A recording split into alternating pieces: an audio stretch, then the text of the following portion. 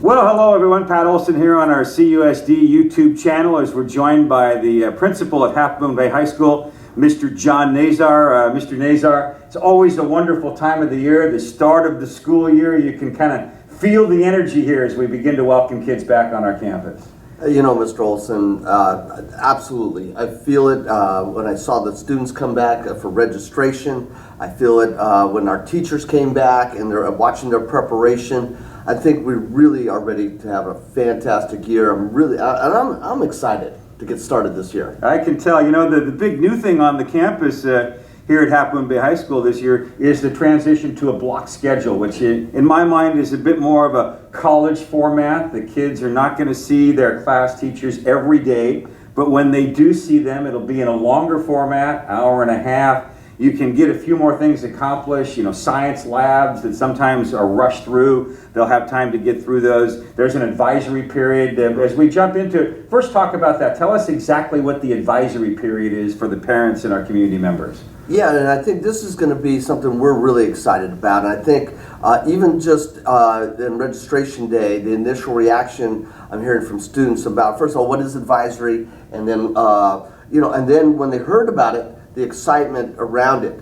Basically, we're going to do advisory. It's every student will have an advisory period. There are going to be smaller class sizes of a mixed grade. So if you have freshmen, it will be with juniors, sophomores with seniors, maybe 10 kids of each. The idea is that the older kids will be able to mentor and help support the younger kids, show them not only just the culture of school, but if there's homework and those kind of things, help. So the advisory will be there for homework assignments. If someone needs to make up an exam or a test in another class, we have the system of passes, so you could go from that homeroom to work with another teacher.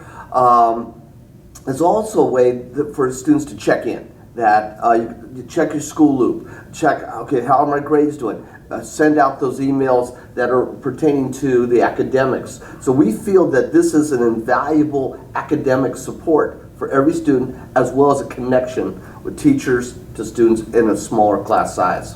You know, in addition to the advisory period, the block schedule allows, breaking away from that traditional 6-period day to now have a 7th period. In the past on this campus, we've had 0 period in the morning, very early. Kids have to get up at the crack of dawn, and now the 7-period day allows for some flexibility for a student that might need to make up a course, or a student that moved here from another state and they didn't do U.S. history in a certain grade. So it gives some wiggle room for counselors, wiggle room for the kids, and the kids can come a little bit later, which is nice. Well, that was one of the first objectives a couple of years ago for the Health and Wellness Committee, which we formed to look at what is in the best interest of our students. All the data is showing across the nation, and there's been a lot of research, that students of this age tend to stay up later. And not just because of choice, but there's biological reasons for that. And then, of course, if you stay up late and you're getting up and have to be there at 6:40, that really is not the best time for performance.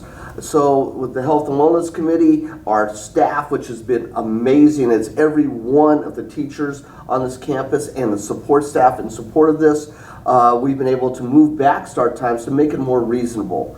We've done that again, so we feel that no class starting before 8 o'clock, and for many students, not 9 o'clock, will give them that essential time to rest and prepare their body so they can be the best students they can. Flexibility-wise, it's an amazing schedule. Our ultimate goal is to have a true 7-period day where most students are taking 7 periods. But right now we're going to have quite a few doing that, and it does give us opportunities to take and add in other classes. One that I know you're aware of, and which I am aware in all of you now, is we are at the last minute. We're going to add a new drama class. We're very fortunate to have Mr. Ward, Mr. James Ward. Jim Ward will be here teaching. He's been a long-time educator in this district and very, very respected. Recently a principal at Hatch Elementary, but wants to come back into the classroom. He has, his expertise is in English, but he has expertise in theater arts. He'll be doing the play, but he'll also, now we're opening a drama class for students, first period. So if you have students who have not registered for a first period class, we're not taking drops because we have schedules built. But for most students, they're gonna have an opportunity, if they choose to take drama, to take drama. That's an excellent class to add to the schedule. You know, another thing about the block schedule, and I was one of the teachers that visited other campuses, the kids don't have to prepare for all 6 or 7 classes each day. And so when we visited Woodside High School, where they've had a block schedule, and talking to students there, the kids love the idea that on a Wednesday night, on Thursday the next day, they're going to 3 classes, so they only have to worry about homework for 3 classes. And the students at Woodside really seem to like that. And I would think the students here are going to embrace that idea of, hey, gee, I don't have to have 6 or 7 classes worth of homework in my backpack for tomorrow. I'm just seeing my first or my third or my 5th period teacher, or 3rd, 5th, 7th, however that works out. They're not worrying about that whole encompassing 6 or 7 period day. Well, you know, Pat, you're exactly right. I mean, another huge advantage and why we, making this conversion is we are looking, hopefully, what is in the best interest of our students. And one of the biggest concerns we have, we've seen the level of stress. We have so many high-performing students that are taking, very rigorous courses, and we want them to have the opportunity to really not only just go in depth while they're in the classroom, which is a huge advantage where, if I'm digging in on a project, we don't need to stop and try to restart again tomorrow. But it's also allows me, once I understand the subject, I could go home and really give it some thought instead of, oh, I got 6 homework assignments from 6 different classes, and it just becomes like I'm just doing work to get it completed. So we're hoping that what we're doing is more depth and a little less of the kind of just day-to-day kind of tedium that sometimes kids who are so dedicated to it, they want to make sure they get it in, but they also are worried that, hey, I'm not understanding as well as I possibly could. So I think, from a sleep standpoint, it's been great. From an in-depth, allowing teachers to really investigate and really allow kids to really understand and comprehend the subject matter, and hopefully a reduction in homework, I think is going to be a huge advantage. All right, Mr. John Nazar with us here on our CUSD YouTube channel. Pat Olson alongside. We've gone through the block schedule. Let's talk about some other things on this campus. Of the 1,000 students, roughly 600 are student athletes. Athletics has been a big part of this campus. It allows kids to break away from the classroom, which we've talked a lot about, and get out on the football field or the tennis court or run cross country. And little old Half Moon Bay High School has made quite a name for itself with CCS championships in football, a tremendous basketball program. The girls basketball team last year had a CCS championship. Yeah, the softball has been great here. Finalists. Yeah, cross country. Just talk a bit about the importance in your mind of athletics at this school and what it means for this community. You go to a football game or a basketball game and you see all kinds of folks that they don't have kids here. Yeah. But they come out, and sports is a big part of what happens on this campus. Well, I think it's really, when we talk about balance and giving kids the opportunity, the classroom, of course, is our core piece of instruction. Every student gets that. But really for balance, that we want see our students do multiple things. And we know that balance is healthy. So that's why we're looking at adding the drama program, the play. We have 50 clubs on campus for students, and they're all student chosen. Leadership. We're going to make sure there's a place for every student to plug in. Athletics is a great piece of that. It allows the body to get fit, which allows the mind to think clearly. And of course, there's a great heritage here. And as you said, there's families from generations that are part of it. Half Moon Bay High School is just not a place where you come and check in and check out at the end of the time. This is an experience that many of us in this community hold very deeply. We're excited, Pat, and we got a brand new football field. It really is a beautiful field. One of the big improvements, besides what it looks like, is the old crumb rubber is gone. It's now a cork infilled field, which we know is a very safe and really great product. And so that's going to be exciting. We have the opening of the new arena down on the Cunha campus, which we use frequently for our big indoor events. So, I mean, I think in the big picture, athletics is an important part of what we do, and it's something that so many of our students enjoy. And when I see students enjoying certain activities in a positive way, going to the dances, participating in agriculture, doing these different things that are FFA, those are powerful pieces which connect us with our community, and athletics is a huge part of that piece. Let's talk about the overall student body. You know, it's an interesting community. You've mentioned this before. We've got everybody from, you know, wealthy, you know, CEOs of corporations.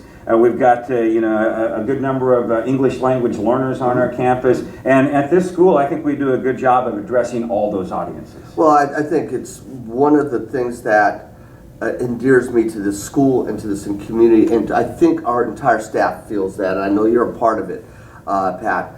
Every one of our students is absolutely important to us. There's no one going to walk in the door and we're going to say, we don't care about that student. We're constantly, and I listen to teachers talking about how can we reach every student, and we talk about individual kids. So what the wonderful piece is that Half Moon Bay High School is it is a microcosm of what California is. Oh, definitely. Yeah. It is socioeconomically, it's ethnically, it's all these pieces there are a reflection of our state. And what we work on, and I think we accomplish most of the time, is a place where kids could connect based on interest, on respecting one another, and of course our overall theme around kindness. And I see that so often. So we don't see, once they walk in that door, we don't see this is this group here and another group here and another group based on you know, perceived social or economic status. It's based on interest and commonality. And we, you know, as a school we build that, but I think it's also a reflection of this community. John, final comment from you. You know, your administrative staff has been very solid, stayed the same. You know, I've been here, this is my 15th year, and there had been a lot of turnover at the administrative level. Principals, assistant principals seem to come and go. It's nice to see that consistency, and even the teaching staff. Yeah, we've had the normal changes, some retirements, people move to different communities, whatnot, but it's nice that for the most part, the staff is solid. We're seeing a lot of people back on staff again, and some exciting new teachers as well. Well, I agree. I mean, I feel very fortunate. And I think, you know, we've talked, and I think many people in this community know that this was, when I came here, this was my dream job. This is what I want to do. And I have no intention of, you know, hopping to another job. Or this is going to be, you know, superintendent somewhere. No, I don't. You're the principal at Half Moon Bay High School. This was my interest, and this is the community I want to work with and live in, and, you know, be a part of. And I feel that same way with my fellow administrators of James Barnes, assistant principal of human resources and student services here, longtime teacher at this school. And Tiffany Zamet, curriculum instruction, dedicated to the kids. You know, she's back for her 4th year. James is in the 3rd year. When I came on, he was the first person that I brought on, and I just feel that the support and the knowledge that we have, we know this community. And it also then, it's part of the staff. We have so many people like yourself, 15 years. We just had a celebration of some teachers that have been here as many as 30 years in the school system. So there's a lot of people dedicated, but one thing we're looking for is people that don't want to look at this Half Moon Bay High School as a stepping stone, but this is a destination. And we're getting that. We have people that are coming to this community that were maybe born and raised here, that become a part of it and want to say, this is where I want to work. And that's one of the things that I think with our newer people coming in are finding those people that are outstanding educators that are committed to being a part of the fabric of this community and of the school. Mr. Nazar, appreciate the time. We're gearing up for that arrival of the students. Yeah. Fun time of the year always. Yes. I can, you know, just sitting here for these 10 minutes, I can feel your enthusiasm. You're excited about the start of the school year, as am I. Oh, you know it, Pat. I think we're going to have a fabulous year. I think we had really a great staff and the kids coming in, and I've heard great things about our incoming freshman class. I think we're really, really going to work hard to have a lot of good work done and a lot of fun as well. All right, that's our sit down with Mr. John Nazar, the principal here at Half Moon Bay High School. I'm Pat Olson. Thanks for watching here on our CUSD YouTube channel.